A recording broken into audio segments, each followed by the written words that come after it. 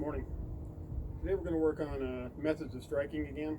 So we've covered a lot of different methods of striking, and again, with numbering systems and stuff like that, you can actually put these different methods of striking together into flows, and we're going to work on that towards the end of the video. So the goal of this method of striking series is to go ahead and teach you a variety of different methods of striking. A lot of these are based on the way I learned them from the prairie saw system through Hawk, but you'll see variations that I've got through other ways I've seen of looking at the same type of material. So we're going to cover first is today our goal is to cover what we call a doblete and the doblada, which would be a small circle and a big circle. Sometimes you'll hear the small one called the florete. I learned it as doblete, so that's how we're going to carry it on.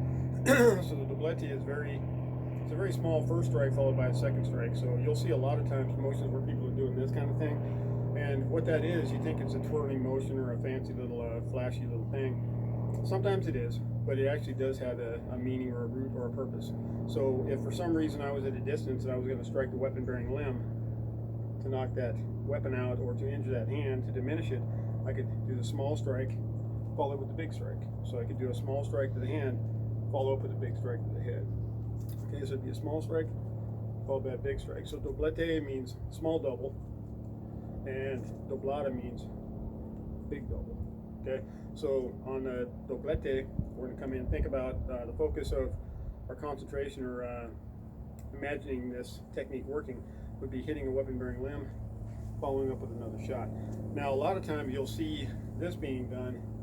It's a little risky for me. I see people do it. Sometimes they'll use it as a way to measure the length of the stick. Can it circle through here?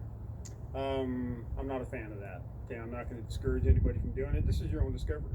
But for me, a little bit risky to put it inside of here. So I tend to come to the outside and stay on the outside with it. I'm coming with a number 2.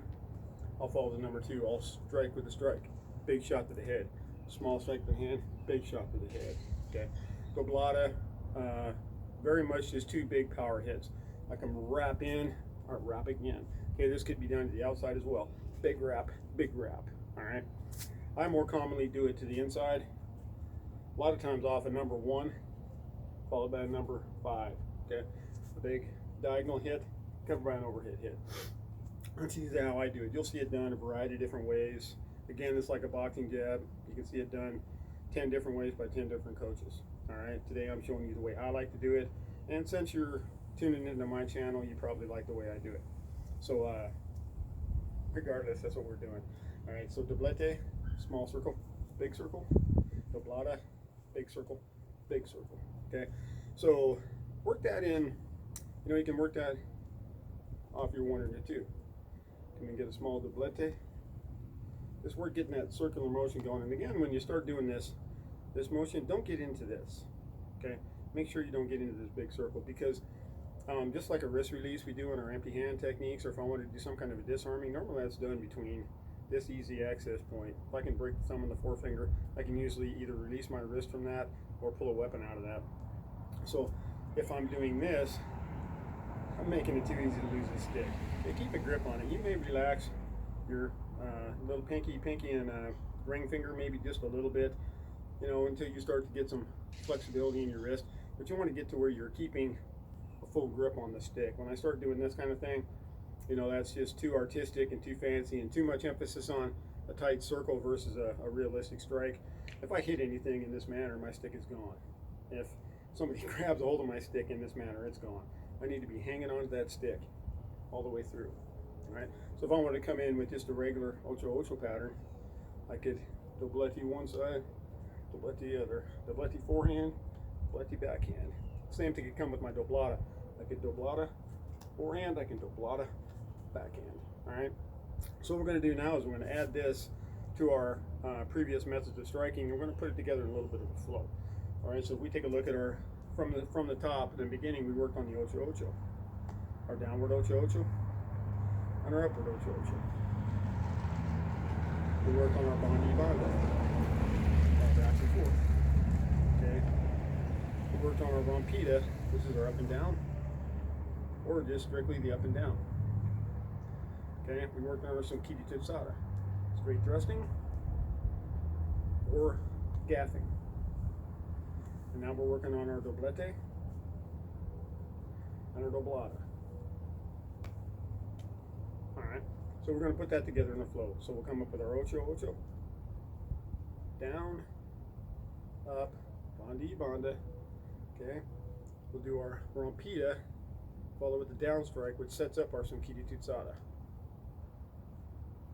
We'll gaff through with that second Sungketi Tutsada, which sets us up for the Doblete, which will lead into the Doblada. Okay, here we're doing 2 number 5 overheads. Okay, 2 killing blows and Sungketeros. That'd be our number 5 strike and Sungketeros, 2 killing blows. Alright, so we come in Ocho Ocho, Banda Y Banda, Rompida, up and down, thrust. Okay, from that motion we gaff through, Doblete, Doblada. Alright, so one more time following through. Ocho Ocho, Banda Y Banda, and when you come from your Banda Y Banda, we're going to do the Rompida, downward strike, Sungketi Tutsada, let it gaff through, Doblete, Doblada. Alright, so that'll cover the striking sequences for today. So now for methods of striking, you have 1 is your Banda Y Banda. I'm sorry, 1 is your Ocho Ocho, 2 is your Banda Y Banda, 3 is your Rompida, and your up and down. We keep them kind of in the same category. 4 is your Sungketi Tutsada, 5 is your Doblete, and 6 is your Doblada. Now later on we'll follow up with the last one we're going to use in this series, which is going to be the abanico. That's going to be the subject of next week's video. Okay? Have a great day, train hard. See you next week.